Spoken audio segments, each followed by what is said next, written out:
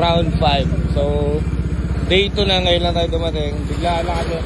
Gusto ko na pag-practice si Tilyon. First time nyo dito sa BRC. Kaya namin ang magiging resulta nyo. Nakapad lang din namin binuo ito. Biglaan lang. First time ni Tilyon. Tapos mamaya QTT na agad. Tapos bukas karera na agad. Ahon.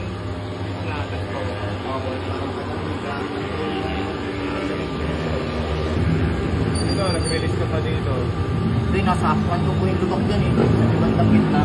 Wala nang release yan.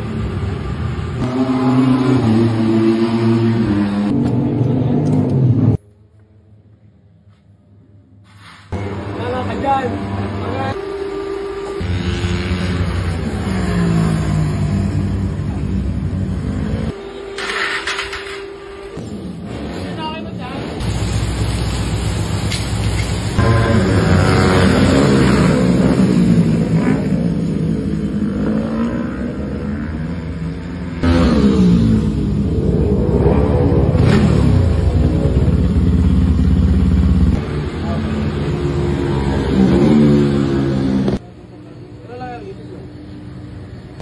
Ito yung ginamit ni Tilyon kaso sa Memplang.